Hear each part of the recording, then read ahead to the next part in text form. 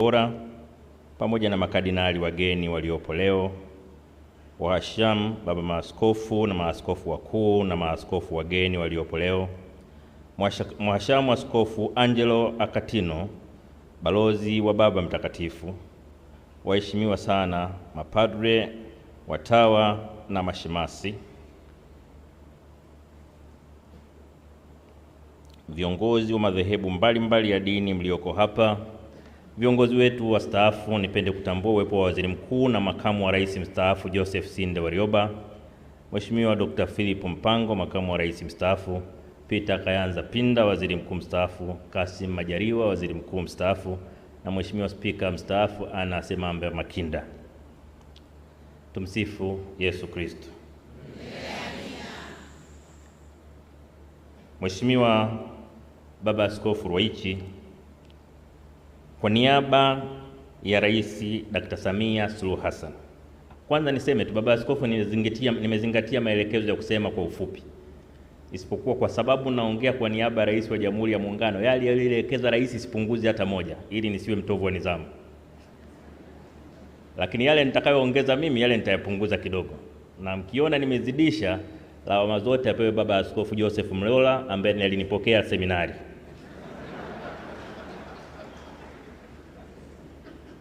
Kwa niaba ya Dr. Samia Suluhu Hassan, Rais wa Jamhuri ya Muungano wa Tanzania na serikali nzima, napenda nianze kwa kutoa pole kwa Kanisa Katoliki Tanzania na ulimwenguni kote, Wakristo wa Katoliki, ndugu, jamaa na Watanzania wote kufuatia kifo cha Baba Mwadhama Polycarp Kardinali Pengo kilichotokea tarehe 19 Februari 2026. Serikali imepokea kwa huzuni sana kifo hiki, kwani tumepoteza kiongozi mahiri na mwadilifu. Alijitoa kwa moyo wake wote kuwatumikia si Wakatoliki pekee, bali Watanzania wote wenye imani tofauti tofauti kila mahali alipopata kufanya utume wake. Tunamshukuru Mwenyezi Mungu kwa zawadi ya maisha ya Mwadhama Kardinali Pengo hapa duniani. Tunathamini uzalendo na mchango wake mkubwa katika maendeleo ya nchi yetu kiroho na kimwili. Aidha, tunapomwaga leo, naomba kila mmoja ajikumbushe wajibu wake kwa nchi yetu na kuyaishi kwa vitendo mambo yote mazuri tunayojifunza kutokana na maisha yake. Mheshimiwa Mwadhama, Askofu Mkuu wa Jimbo Kuu la Dar es Salaam, tangu msiba huu ulipotokea, watu mbalimbali wameeleza kwa ufasaha sifa nyingi za hayati Mwadhama Kardinali Pengo na alama kubwa na nyingi alizoziacha. Katika maombelezo haya, naomba mniruhusu nami niseme mambo matatu kati ya mengi tunayojifunza kutoka katika maisha ya Mwadhama Kardinali Pengo kama ifuatavyo. La kwanza, Kardinali Pengo alikuwa mtu mwadilifu sana, ambaye siku zote alisisitiza watu kuishi maisha ya kiadilifu kwa kufuata na kuzishika amri za Mungu, pamoja na kuheshimu sheria mbalimbali za nchi, kwa kuwa alikuwa mbobezi katika maadili, ambayo ni teolojia ya maadili, moral theology. Alifundisha na kuishi maadili katika siku zote za maisha yake. Pili, katika maisha yake ya kichungaji, Kardinali Pengo alionyesha bidii ya kitume na nidhamu ya kichungaji, kina cha maisha ya kiroho, utu, wema na uaminifu usiotetereka kwa Injili na imani thabiti kwa Mungu wake. Alihubiri na kufundisha siku zote kuishi kwa kumtegemea Mungu. Tunaona hata alipopata changamoto za kiafya hakutetereka, bali alizidi kusimama imara akimwamini na kumtegemea Mungu. Tatu, alipenda sana maendeleo ya watu na ustawi wa jamii. Alikuwa kiongozi aliyejitoa bila kujibakiza katika kuinua hali ya maisha na kuwaletea maendeleo wa Tanzania. Alifanya jitihada kubwa katika upatikanaji wa huduma mbalimbali za jamii, hususan elimu, afya, maji na huduma kwa wenye mahitaji maalum, hasa watoto yatima, wenye changamoto za kimaumbile na wajane. Mahala pote alikofanya kazi zake za kichungaji kama askofu, kama Nachingwea, Tunduru Masasi na Dar es Salaam, kanisa limefanya kazi kubwa ya kutoa huduma za jamii kwa kujenga shule, zahanati, hospitali na upatikanaji wa huduma za maji. Mheshimiwa Baba Askofu Ruwaichi, waombolezaji, mabibi na mabwana, ni kutokana na kazi hizo na nyingine nyingi, hayati Mwadhama Polycarp Kardinali Pengo ataendelea kukumbukwa na kuwekwa kwenye vitabu vya historia ya Tanzania Afrika na ulimwengu mzima. Hayati Kardinali Pengo ameingia kwenye orodha ya mashujaa na viongozi wetu mashuhuri ambao mchango wao katika nchi yetu kamwe hautasahaulika. Sisi kama Watanzania tutaendelea kuenzi na kuthamini mchango wake katika maendeleo ya nchi kwa kuwa waadilifu na watiifu wa sheria. Mheshimiwa Askofu Mkuu Thaddaeus Ruwa'ichi, kabla sijamaliza sasa nachomekea yale ya kwangu ambayo sasa nasema kwa nidhamu ya kutunza muda. Alafu nitarudi kwa Mheshimiwa Rais. Mheshimiwa Baba Askofu, labda niseme tu kwamba na mimi nilipata bahati ya kufahamiana na kardinali kwa muda mrefu. Nilitambulishwa kwake kwa mara ya kwanza mwaka 1999 na nikawa kijana wake wa kiroho tangu wakati huo mpaka anapofariki. Mara ya mwisho anapoondoka kwenda nchini India kwa matibabu, alinitafuta na kunijulisha safari yake, na mimi nilikwenda kumuaga airport.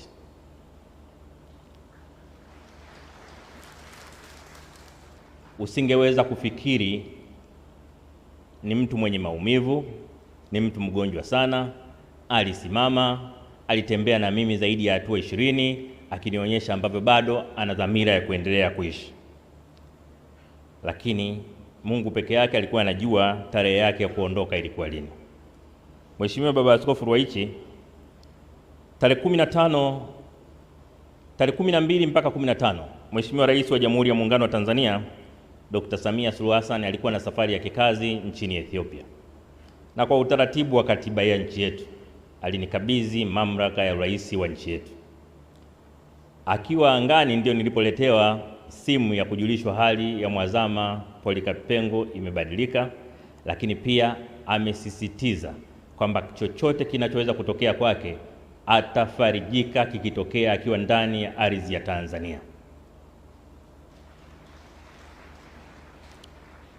Na nilipoombwa kusaidia ufanikishaji, nilipoambiwa kuna changamoto kidogo ya usafiri, kwa kuwa nilikuwa nimekabidhiwa rungu kwa mamlaka ya urais ninayo mimi wakati huo, nikasema mbona jambo dogo hili?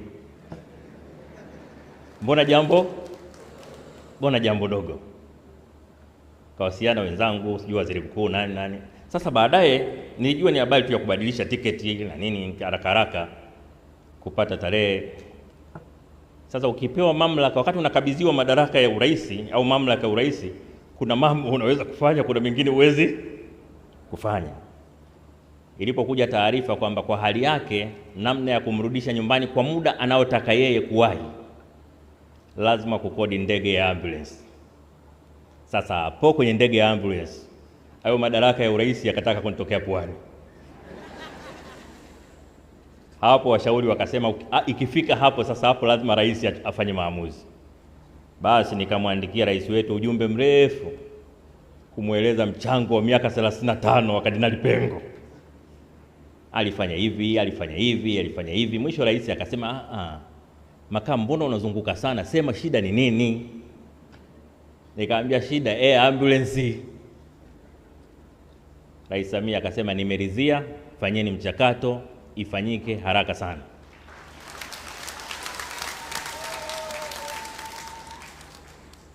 Kwa pamoja na heshima kubwa ambayo Mheshimiwa Rais ametoa kwa Kardinali Pengo kwa kutambua mchango wake kwa nchi yetu, lakini vile vile inatoa hamasa kwa Watanzania wengine ambao si viongozi wa kisiasa kuonyesha mapenzi kwa nchi yao, kuitumikia nchi yao kwa uadilifu. Kuna raha yake watu kama kina Mzee Warioba, kina Majaliwa wakisimama hapa, vigelegele hivi vinafanya walioko kazini wajue na sisi siku moja tunataka vigelegele.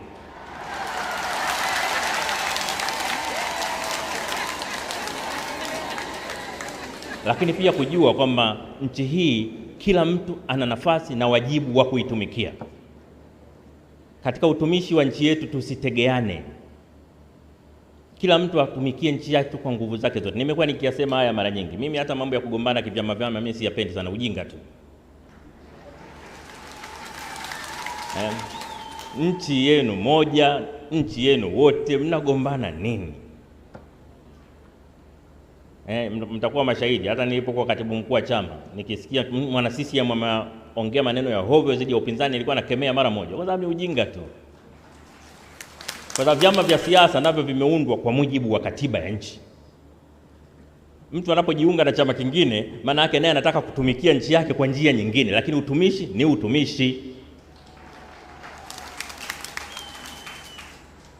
Kwa hiyo nitumie jukwaa hii kuwaombeni sana waumini na Watanzania wote kutambua kwamba tuna wajibu wa kipekee. Tunamheshimu sana Kardinali Pengo kwa kazi kubwa aliyofanya, na hasa kwenye kuanzisha majukwaa ya imani mbalimbali katika nchi yetu.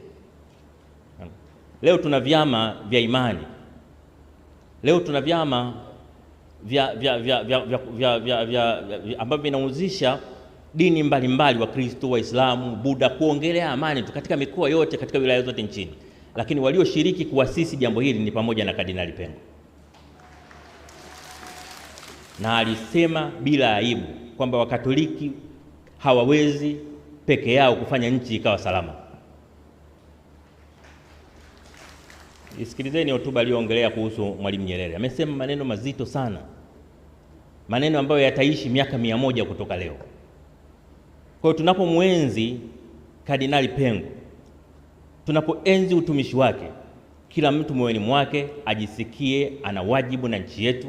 Kila mtu moyoni mwake ajisikie kwamba kutumikia nchi yetu kwa uaminifu na uadilifu ni wajibu wa msingi kwa nchi yetu.